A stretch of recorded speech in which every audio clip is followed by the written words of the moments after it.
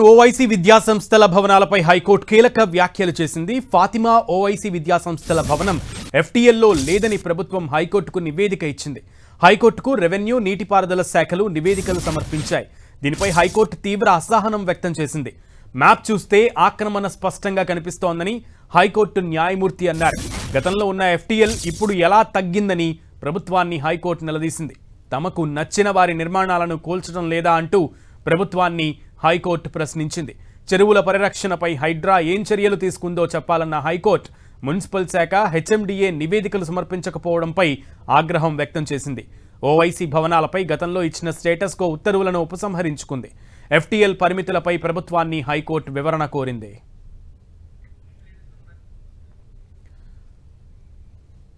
Right, తమకు నచ్చిన వారి నిర్మాణాలను కోల్చడం లేదా అంటూ ప్రభుత్వానికి హైకోర్టు సూటి ప్రశ్న వేసినట్లుగా తెలుస్తోంది.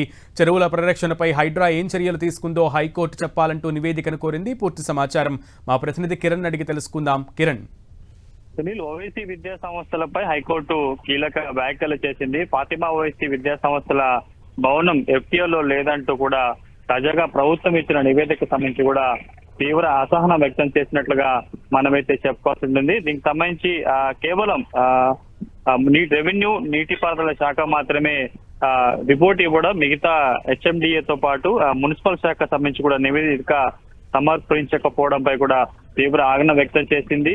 గతంలో ఉన్న ఎఫ్టీఎల్ ఇప్పుడు ఎలా తగ్గిందంటూ కూడా ప్రభుత్వాన్ని నిలదీసింది కోర్టు. దీనికి సంబంధించి తల్కం చెరువు అక్రమ నిర్వహణపై తదుపరి విచారణ సంబంధించి కూడా వాయిదా వేసినట్టుగా చెప్పాల్సి ఉంటుంది. ప్రభుత్వం సంబంధించిన వారు ఎవరైతే ఉంటే వారికి సంబంధించి మార్పులు చేర్పులు చేస్తారంటూ కూడా తీవ్రంగా వ్యాఖ్యించింది. మ్యాప్ చూస్తే ఆక్రమణ స్పష్టంగా కనిపిస్తుంది కదా అంటూ కూడా వ్యాఖ్యలు చేసింది. గతంలో ఉన్న ఎఫ్టీఎల్ సంబంధించి ఇప్పుడు ఎలా తగ్గిందంటూ కూడా ప్రభుత్వాన్ని నిలదీసింది. సంబంధించి పూర్తి స్థాయిలో కూడా 4 వారాల తర్వాత మరొకసారి విచారణ చేస్తామని చెప్తూ, అదేవిధంగా గతంలో ఈ ఓవైసీ భవనాలకు సంబంధించి కూడా ఇచ్చిన స్టేటస్ కో ఉత్తర్వులను హైకోర్టు ఉపసంహరించుకుంది.